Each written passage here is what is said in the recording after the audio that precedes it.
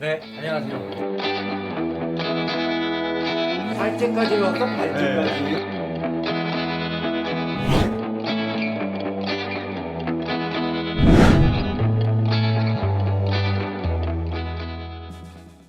김재현 선생님도 할 말씀이 많으시죠?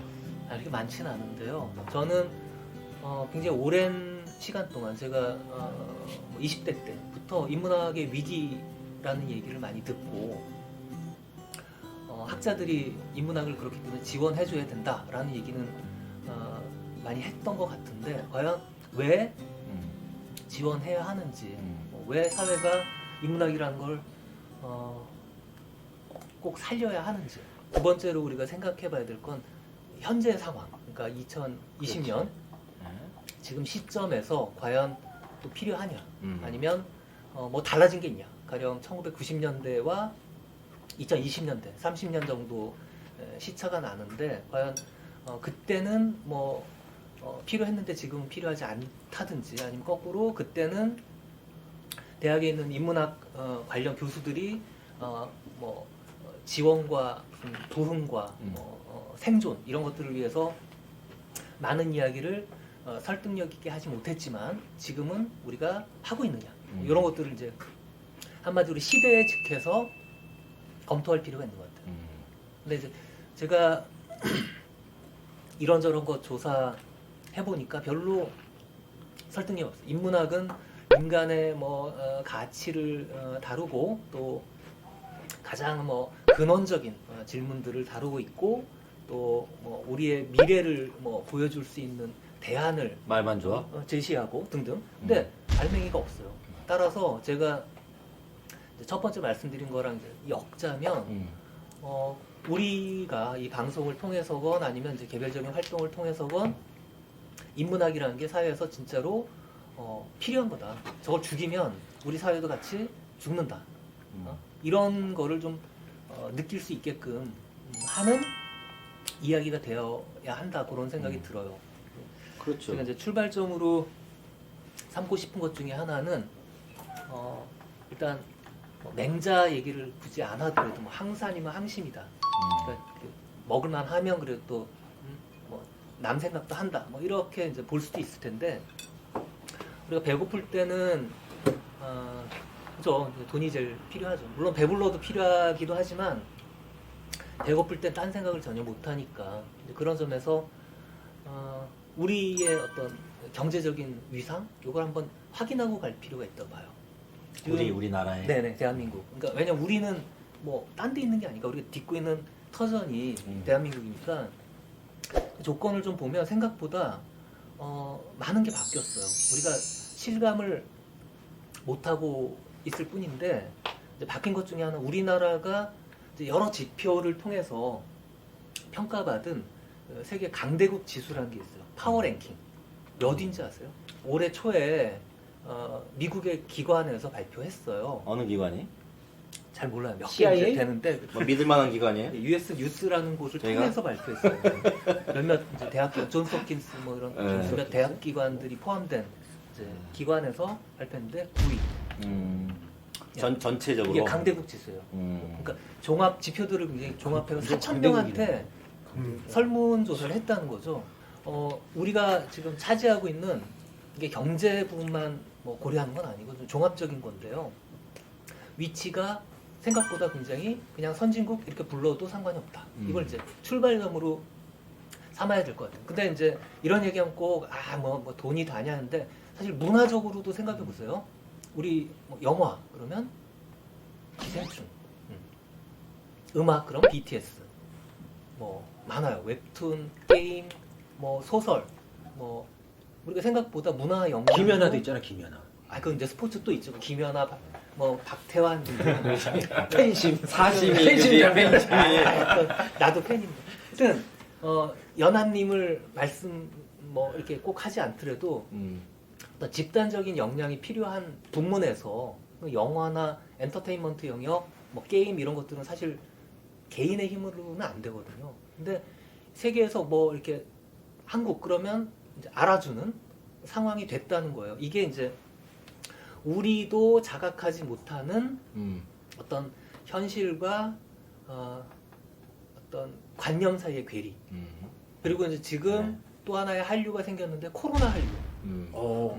그런 얘기 나와요. 그러니까 한국이 세계의 모델이다. 이 얘기는 뭐냐면 옛날에는 이런 전염병이라든지 뭐 다른 분야도 마찬가지인데 그러니까 방역을 잘하고 있다는 얘기죠. 아니 그러니까 스탠다드가 있어요. 어떤 가이드라인 뭐 매뉴얼이 있어요. 이거를 우리가 일 터지면 베껴왔어요. 야, 우리 선례를 찾아라. 그래서 이제 그렇겠죠. 뭐 일본 사례, 미국 사례, 유럽 사례 해가지고 이제 베껴 와가지고 한글로 번역해서 우리의 매뉴얼로 삼았어요. 근데 지금은 한국이 매뉴얼을 제공해야 되는 상황이 된 거죠. 이건 놀라운 일입니다. 음악의 어떤 표준 중에 하나를 제공하고 영화, 심지어 이런 의료 보건 시스템까지 우리가 모델이 되는 그런 상황. 그러니까 이게 개별적으로 보면 좀 의아한데 종합적으로 보면 우리가 꽤 진도가 나간 선진국이다라고 이제 인정하는 데서 시작해야 될 거예요.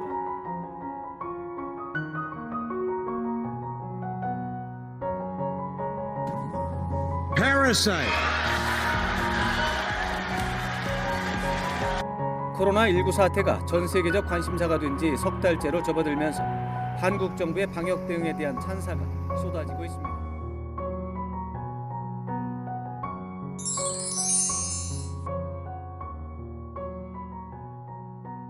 그러니까 지금 우리가 처해 있는 상황들을 인정할 건 인정하자. 그렇죠. 그런데 그리고 이제 지금 이 상황에 맞는 뭔가를 우리가 내실을 기하고 있느냐? 그렇지 않다. 아니 뭐 그 이런 얘기 아니. 얘기. 그러면 이제 너무 싱겁지. 수준이 낮아? 네. 잠깐 침묵하고. 그래서 이제 이 극적인 침묵. 변화를 보여주는 그래. 이제 구호가 있어요. 나의 옛날에 침묵이다. 자. 한국을 욕하기 위해서 음. 그 이제 글쟁이들이 신문에 많이 쓴 칼럼 중에 한국에 오면 외국인들이 제일 먼저 배우는 단어 욕이다. 한국어 아니 한국어 한국어? 빨리빨리. 빨리빨리 안해 빨리빨리였어요. 이런 잡스러운 것만. 이 자기 비하적인 거죠. 근데 요즘은 그 똑같은 언어가 영어로 번역하면 다이나믹 코리아 그렇지. 요즘엔 그렇게 많이 쓰더라고. 같은 에너지예요 사실은. 그러니까 이 차이에 이제 주목해야 되고요. 첫 번째로 거기서 우리가 가장 중요하게 끄집어내야 될 사항은 빨리빨리가 다이나믹 코리아가 되는 과정을 우리가 겪었어요.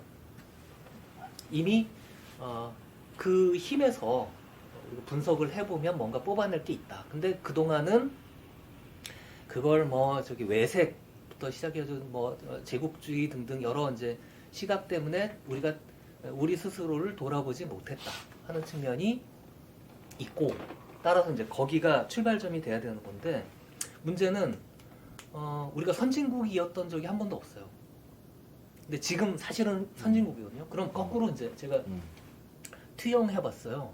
과거 우리가 한 3, 40년 전에 선진국이라고 생각했던 나라들, 물론 그 중에 많은 나라는 지금도 선진국이지만 그들이 했던 작업을 수입하는 일은 되게 익숙한데 걔네들의 실제 처지가 어때 했느냐. 그러니까 학술적인 처지, 뭐 학문, 대학을 비롯한 교육, 그다음에 예술, 문화, 영역, 산업 영역은 이제 빼더라도 우리 주관심사의 인문학을 중심으로 보자면 이 영역에서 걔네들이 실제 지금 우리가 겪고 있는 것과 비슷한 부류의 고민을 했었다. 그리고 걔네들은 그 당시에 나름의 솔루션을 제공했고 그걸 우리가 베껴왔다. 이게 이제 제가 짐작하는 어떤 상황이에요. 그러니까 지금 우리가 우리에 대해서 갖고 있는 어떤 여러 불만들이 사실 그 당시에 서구의 지식인들이 갖고 있던 불만하고 동일하고, 따라서 우리가 지금 갖고 있는 불만을 풀어내면 굉장히 동시대적으로 서구인들에게도 뭔가 솔루션을 마치 방역 매뉴얼을 제공하듯이 제공하는 상황이 될 거다. 그래서 기생충을 연구해서 새로운 영화를 만들고, 뭐 BTS를 연구해서 새로운 음악을 만들듯이 우리가 지금 뭔가 만들어낼 그 학문적인 성과를 가지고 세계인들이 공유하는 이 상황이 될 거다라고 일단 예언합니다. 이건 국뽕 문제가 아니라 그건 이제 어떻게 보면은 그 자만심이라기보다는 어떤 책임감을 갖자는 그죠. 거죠. 우리가 처해 있는 전선, 그 전선이 우리만의 전선이 아니라 이제 세계인들이 함께 고민하는 전선이 돼버린 거예요. 이미 과거에는 배워오면 됐는데 그 뭐죠? 패스트 팔로워 빨리 따라가면 됐는데 이제는 그렇지. 답이 없어. 노 솔루션. there is no solution in the world. 그렇지. 또 그러니까 우리가 만들어내서 같이 공유하는 수밖에 없는 거예요. 저는 지금 김재현 선생님 말씀이 굉장히 그러니까 고무적으로 느껴지는데 왜냐하면 저는 이제 동양 철학을 공부해 왔잖아요. 그런데 2000년대 중반을 넘어서면서 세계적으로 떴던 단어가 있어요. 아마 들어보셨을 거예요. 그 단어는 차이나 모델이에요. 차이나 모델. 차이나 모델이라고 하는 건 세계적인 붐을 중국의 경제 그때? 부상과 맞물려서 예. 실질적인 영향력과 결합되어 있는 용어란 말이에요.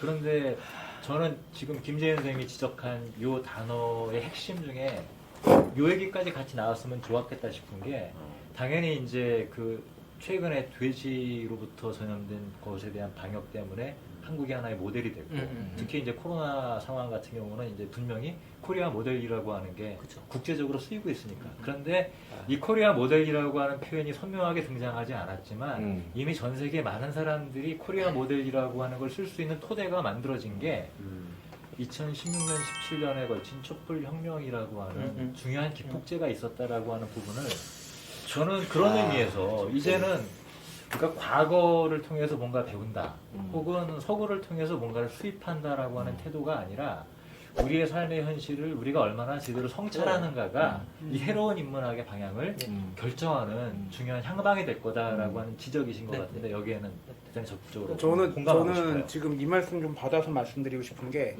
촛불혁명 같은 경우에는 무혈혁명이잖아요. 왕의 목을 자른 적이 한 번도 없어가지고 우리나라가 이 모양 이 꼴이라고 얘기하는 게 우리나라의 부류인데 혁명 맞아요? 근데 혁명? 혁명은 아니죠. 전 혁명이라고 아니, 근데 불러도 상관없어요. 아직 안 혁명이라고 말할 끝났죠. 수 있으나 아직- 그에 걸맞는 뭔가를 네. 아직 얻지는 못한다. 서양사 하셔서 아시겠지만 프랑스 혁명이 1700 몇 년이죠? 89년. 1789년에 1789년. 바스티유 감을 습격한 그 한 사건만 프랑스 혁명이라고 그러지 않잖아요. 그렇죠. 굉장히 오랜 기간이 걸렸고 우리나라도 아마 촛불혁명이라고 나중에 후세에서 평가할 수 있는 시기는 좀 더 지나봐야지 그 결과가 나올 거라고 생각하고 두 번째로 지금 계속 코로나 얘기가 나오고 있는데 코로나 얘기가 나오면서 부가적으로 붙는 게 민주주의에 관련된 한계에 대한 얘기가 계속 나왔어요.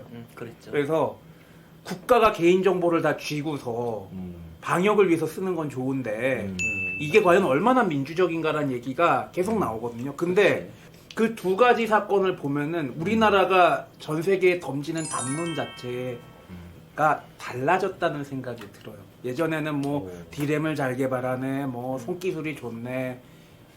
그리고 그 훨씬 이전에는 뭔가 혁신적인 무언가가 있었지만 그때는 지구가 지구촌 사회가 아니기 때문에 그렇게 문명의 전파가 빠를 수가 없었기 때문에 영향력을 미치는데 한계가 있었겠죠. 근데 지금은 한국에서 무언가 일어나는 일들이 세계에 영향력을 미치는 거에서 담론 자체를 바꾸는 이야기까지도 영향을 끼친다는 거는 한번 눈여겨볼 필요가 있다고 생각을 합니다. 뭐 예전보다 좋아진 것 같은데 여기서 너무 과하면 곤란할 것 같아요, 제 생각에. 왜냐면 미국 중서부에서 농사 짓고 있는 농부는 코리아라는 나라를 모르고 있을 예. 가능성이 상당히 높아요. 그렇죠. 이게 이제 그렇기 때문에 예전에 비해서 우리의 뭐 소위 말하는 국격이나 위상이 높아진 건 사실이고 과학기술 분야에서도 추격하는 상황에서 세우는 전술 전략과 우리가 어느 이니셔티브를 쥐고 선도할 때는 전술과 전략이 달라지는 거잖아요. 네, 그런 것처럼 지금 이제 김재인 선생님이 말씀하신 거는 뭐 길게 얘기를 하셨지만 굉장히 길게 길게 하셨지만 한마디로 얘기하면 소위 말하면 예전과 지금과는 토대가 달라졌다, 상황이 달라졌다. 그리고 인문학도 달라져야 될 필요성들이 있지 않느냐. 과연 빨리빨리 해서 바뀌었다고 하는데 난 지금도 빨리빨리 해줘. 어쩌면 문제는 얘기야. 그래서 요약도 길어. 네, 촛불 혁명 이제 말씀 잘하셨어요. 그 혁명이 뭐냐? 저는 아, 에너지다. 프랑스 혁명이 네. 뭐 바로 이제 반혁명가 막 갔잖아요. 그랬을 때 그 수혜자도 적었고 몇 명 안 됐고 이제 뭐 일종의 독재 비슷하게 갔는데 그걸 갖고 프랑스 혁명 저거 있어서는 안 되는 뭐 사건이었다거나 뭐 저거 실패한 혁명이었다. 애초부터 글렀다. 이렇게 얘기하는 사람 아무도 없어요. 그러니까 우리가 주목하는 건 에너지죠. 항상 우리가 모든 혁명에서 오케이. 반복되는 그 에너지. 근데 우리는 그 에너지 충만. 그렇게 이제 얘기할 수 있는 우리가 이제 그런 사람들이다. 네, 터전 속에 살고 있다. 이게 이제 출발점인 것 같습니다. 김재희 선생님이 출발만 했고 네. 본격적인 얘기를 이제 다음번에 다시 네. 해야 될 것 같아요. 출발하는데 20분 들어왔어요. 두분 가운데 누가 더 길게 얘기했는지는 나중에 우리가 아, 왜 두 분이라 그래? 통계 좀 그게 아니라 부탁드려요. 통계 좀 짜봐야 될 것 같아. 나는 중간중간에 네, 뭐 멀지 않았어. 그리고 처음에 하다 보니까 이렇게 몸풀기로 나는 또 쉬어야 될거 다 아니에요? 한번 쉬어야 되죠. 20분 똑같아. 그래. 내 건 다 됐어. 버려. 괜찮아. 난 별 관심이 없는 자, 사람이야. 그러면 조금 이게- 쉬었다가 다음 주제로 넘어가 볼까요? 그래, 내 거 버리라고 짜증나.